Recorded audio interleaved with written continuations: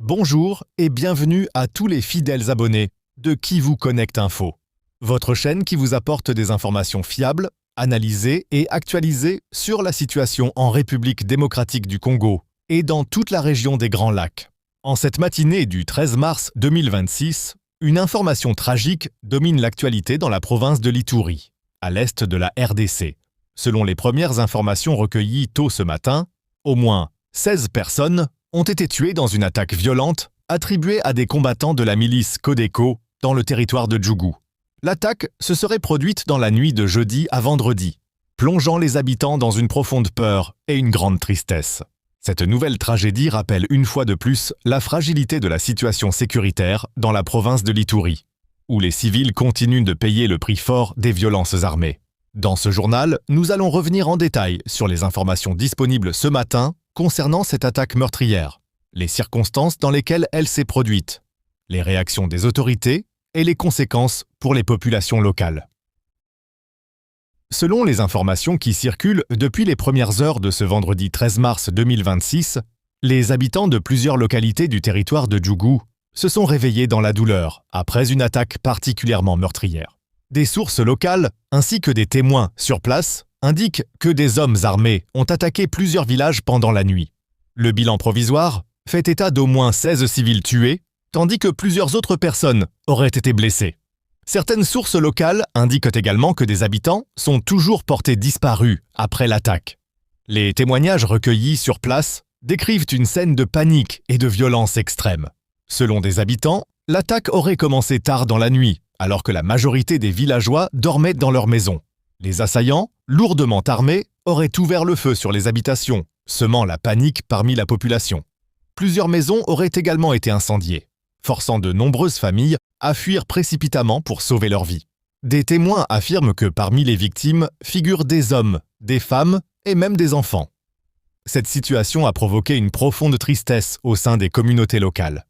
Au lendemain de cette attaque, de nombreux habitants ont abandonné leur village par crainte de nouvelles violences. Des familles entières ont pris la fuite vers des zones jugées plus sûres. Certains déplacés se dirigent vers des centres urbains proches, tandis que d'autres tentent de rejoindre des camps de déplacés déjà existants dans la région. Les autorités locales du territoire de Djougou affirment que les assaillants seraient des combattants de la milice Codeco. Cette milice armée est active depuis plusieurs années dans la province de l'Ituri, où elle est régulièrement accusée d'attaques contre les populations civiles. Malgré plusieurs opérations militaires menées par l'armée congolaise, les violences persistent dans certaines zones rurales.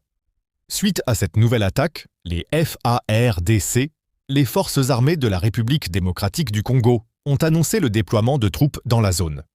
Des opérations de ratissage auraient été lancées afin de retrouver les auteurs de l'attaque. L'objectif des forces de sécurité est de traquer les responsables et de rétablir la sécurité dans cette partie de l'Ituri. Cependant, la population reste très inquiète face à la répétition de ces violences.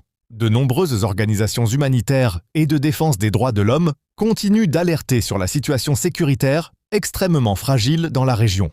Les analystes estiment que la multiplicité des groupes armés dans l'est de la RDC rend la stabilisation de certaines zones particulièrement difficile.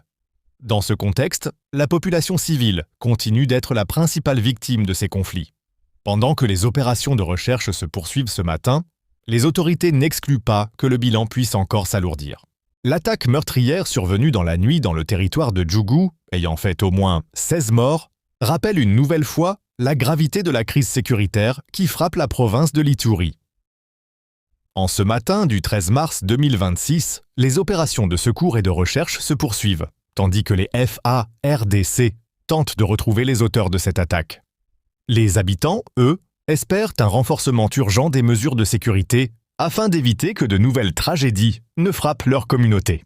Merci beaucoup de continuer à suivre Qui vous connecte Info, votre chaîne d'information sur l'actualité en RDC. N'oubliez pas de vous abonner, de liker et de partager cette vidéo afin de permettre à plus de personnes d'accéder à une information fiable et analysée. Merci de votre fidélité et à très bientôt sur Qui vous connecte Info.